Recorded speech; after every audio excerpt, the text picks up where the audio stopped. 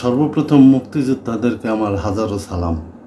যারা মুক্তিযুদ্ধে গেছেন, যারা মুক্তিযুদ্ধে যাওয়া প্রয়োজন মনে করছেন, যারা মুক্তিযুদ্ধকে সমর্থন দিচ্ছেন, এমনকি যারা ওই ভারতীয় বাহিনীর জেনারেল অরোরাকে নৌকায় করে পার করছেন, যারা মিলিটারির গাড়ি বাংলাদেশে প্রবেশ করার জন্য নিজেরা কায়িক পরিশ্রম করে কাদার ভিতর দিয়ে ঠেলছেন, তাদেরকেও আমার হাজার সালাম এবং শ্রদ্ধা।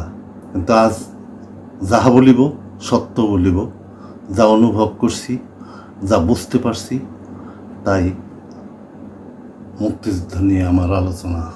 এ পর্যন্ত এই 53 বছরে 7 বার কমপক্ষে মুক্তিযুদ্ধের তালিকা পরিবর্তন করা হয়েছে এবং এক রাজনৈতিক দল যায়, নতুন তালিকা আসে, আর এক রাজনৈতিক দল আসে, আবার নতুন তালিকা হয়, এই করেই চলছে। মুক্তিযুদ্ধ নিয়ে সর্বপ্রথম ঝামেলাটা শুরু হয় 1977 সাল থেকে। 2টা কারণে মুক্তিযুদ্ধের এই তালিকার এই ঝামেলা শুরু হয়েছে। একটা হলো যখন নতুন মুক্তিযোদ্ধা বানানোর প্রয়োজন হয়েছে, তারও আগে মুক্তিযুদ্ধের সার্টিফিকেট নিয়ে ঝামেলা শুরু হয়েছে। সেটা হলো 71 সালে যুদ্ধের থেকে আসার পর যারা প্রকৃত মুক্তিযোদ্ধা ছিলেন, যারা অস্ত্র হাতে নিছেন, তাদের একটা দম্ভ ছিল যে দেশ স্বাধীন করছি তো সার্টিফিকেটের জন্য না, দেশ স্বাধীন করছি এখন কি আমি সার্টিফিকেট রাখবো, দেশ প্রাণ দিয়ে দেশ স্বাধীন করছি আমার দেশের জন্য। কিন্তু আর একটা অংশ ছিল যারা যুদ্ধেও যায় নাই, এমনকি কেউ কেউ পাকিস্তানের সমর্থক ছিল এবং কোলাবোরেটর ছিল। তাদেরকে প্রথম লুকাইতে হয়েছে, মাথা নিচু করে থাকতে হয়েছে। পরে এক সময় যখন সার্টিফিকেট হাতের কাছে পাওয়া গেছে, তখন সত্যি কথা কি 72 সালের পর থেকে সার্টিফিকেট ছিল অ্যাভেলেবল। আওয়ামী লীগের নেতারা সার্টিফিকেট বিলাতেন, কারি সার্টিফিকেট, সিগনেচার করা সার্টিফিকেট ছিল, যে চাইতো তাকে দিত। পরবর্তীতে কিছু সার্টিফিকেট কেনা বেচাও হয়েছে। আমারই এক পরিচিত লোক, 80-র উপরে বয়স, তিনি আমাকে জানাইছেন যে আমি অনেককেই সার্টিফিকেট কিনে দিছি। তারপরে 1977 সালে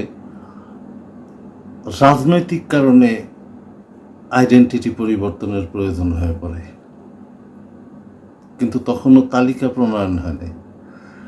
ওই কাজটি ধারাবাহিকভাবে জিয়াউর রহমানের পরে 1984 সালে এসে এরশাদ সাহেব করেন এবং লক্ষাধিক লোক তখন মুক্তিযোদ্ধা হয়। এর ভিতর বলে রাখা ভালো, ভারতীয় বাহিনীর ভারতের পক্ষ থেকে যে তালিকা ছিল, সেই তালিকায় 69,000 লোকের নাম ছিল মুক্তিযুদ্ধে, যেটা এখন 2,35,000-এর উপর।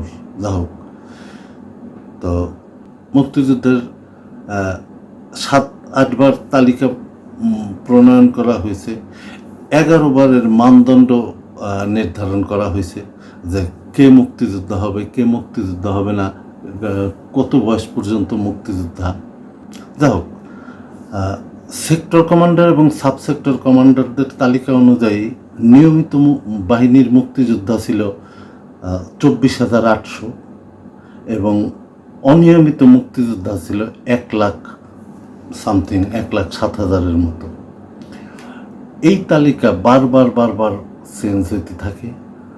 1998 সালে এসে এই তালিকা হয় 1,58,000। তারপরে আসে জামাত বিএনপি ক্ষমতায়, জামাত ইসলামের হাত দিয়ে এই মুক্তিযোদ্ধা হয় 1,98,000। এইভাবে মুক্তিযোদ্ধা বাড়ার 2টা কারণ ছিল। একটা হলো রাজনৈতিক পরিচয় তো আছেই, তারপর যখন থেকে 300 করে টাকা ভাতা এবং 1.5 ভান করে টিন দেওয়া শুরু হলো, তখন লোভী সম্প্রদায় মুক্তিযোদ্ধার তালিকায় নাম লেখানোর জন্য ব্যস্ত হয়ে গেল। যাই হোক, এরকম করতে করতে 2023 সালে এসে মুক্তিযোদ্ধার সংখ্যা দাঁড়ালো 2,35,000।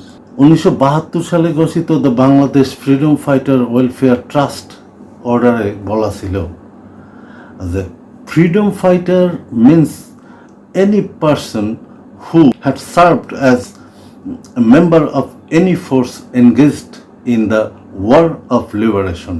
তার মানে যারা সরাসরি মুক্তিযুদ্ধে অংশগ্রহণ করছে কোনো না কোনো বাহিনীর অধীনে, তারা মুক্তিযোদ্ধা ছিল। এখন এইখানে আর একটা কথা আছে, সরকারের মানদণ্ডে দেখা গেছে 12 বছর 6 মাস বয়স পর্যন্ত মুক্তিযোদ্ধা হিসেবে স্বীকৃতি দেওয়া হয়েছে। এখন 12 বছর 6 মাস বয়সের ছেলেকে যদি, শিশু সন্তানকে যদি মুক্তিযোদ্ধা হিসেবে গ্রহণ করা হয়, তার মানে কি? একে তো ওই অর্ডারের সঙ্গে কন্ট্রাডিকশন আছেই, দ্বিতীয়ত 12 বছর 6 মাসের ছেলেকে মুক্তিযুদ্ধে অংশগ্রহণ করানো তো ওয়ার ক্রাইম। আপনি শিশুকে মুক্তিযুদ্ধে অংশগ্রহণ করাতে পারেন না, কোনো কনভেনশনে নাই। এখন যারা মুক্তিযোদ্ধা আছে বিশ্বাস করেন তার 80% মুক্তিযোদ্ধা হওয়া, প্রায় 70 থেকে 80% মুক্তিযোদ্ধা হওয়া। চট্টগ্রাম শহরের মুক্তিযুদ্ধ নিয়ে 10-12 জন কমান্ডার বসছিলেন 2020 সালে। তারা 650 জন মুক্তিযোদ্ধার মধ্যে মাত্র 150 জনকে শনাক্ত করতে পারছেন যে হ্যাঁ এরা ছিলেন, আরদেরকে তারা চেনেনি না। ডক্টর মাহফুজুর রহমান ছিলেন সেই মুক্তিযুদ্ধের কমান্ডার ছিলেন, তিনিও ছিলেন এই 10-12 জনের মধ্যে। এই যে মুক্তিযুদ্ধ নিয়ে ভুয়া মুক্তিযোদ্ধা তৈরি করা, আজকে তো মুক্তিযুদ্ধ হওয়া একটা এই বাংলাদেশের লোভনীয় সমাজে একটা সোনার হরিণ হয়ে দাঁড়াইছে। 20,000 টাকা ভাতা, 2টা বোনাস, তারপরে উৎসব বোনাস, তারপরে সন্তানাদির চাকরি তো আছেই, এখন আবার নাতি নাতনিদের চাকরি। ফলে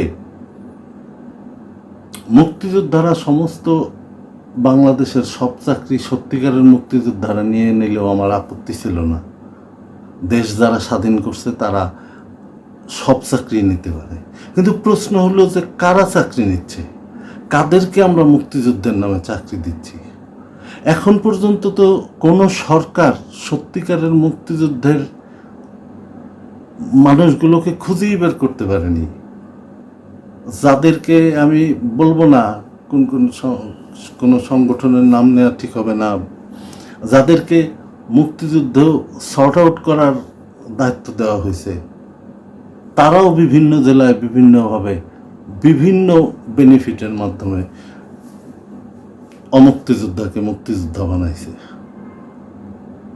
এখন এইরকম একটা পরিস্থিতিতে যখন বাংলাদেশে মানুষের চাকরি নাই, 2000 BCS-এর ছেলে নেবে, তাই lakh lakh master degree pass ইউনিভার্সিটির ছেলেগুলো ঘুরে বেড়ায়, তখন যখন দেখে যে 30% মুক্তিযোদ্ধার কোটা, তখন তাদের গায়ে লাগে। কেন লাগে? কারণ তারাও তো শিক্ষিত ছেলেপেলে, তারা তো জানে যে এই মুক্তিযোদ্ধাদের অধিকাংশই কারা। এক, দ্বিতীয়ত কথা হলো বাংলাদেশে এখন নারী পুরুষের সঙ্গে প্রতিযোগিতায় সব দিক দিয়ে সামনে আগান। এখন তো সেই নারী নাই যে নারী ঘরে বসে থাকবে বা যে নারীর মেধা পুরুষের চেয়ে কম। নারীর জন্য 10% কোটা, সেই কোটাটাও কি সঠিক কোটা? নারী তো প্রতিযোগিতায় পুরুষের চেয়ে পরীক্ষায় বেশি পরিমাণে পাস করছে, নিয়োগ পরীক্ষা দিতে গেলে বেশিরভাগ নারী পাস করে যাচ্ছে। এখন এই নারীর কোটার কি প্রয়োজন? এটা আমার বোধগম্য না। 10% কোটা আছে জেলাওয়ারি। এখন কুমিল্লায় যদি 10টা ভালো ছেলে থাকে, আর ধরুন ফরিদপুর বা মাগুরা বা কোথাও যদি একটা ছেলেও না থাকে, ওই 10 জনের চাকরি হবে না। ওইখান থেকে একটা দুইটা আমার অঞ্চল থেকে একটা গাধা ধরে এনে চাকরি দেওয়া হবে।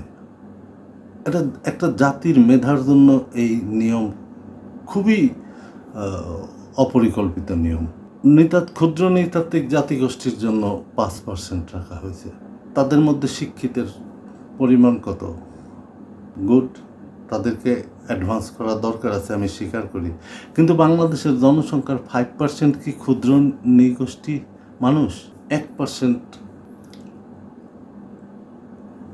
এক সরকার চালাতে হলে প্রত্যেকটা মানুষকে দক্ষ হিসেবে তার দক্ষতার ভিত্তিতে নেওয়া প্রয়োজন। কিন্তু প্রশাসন চালানোর জন্য কি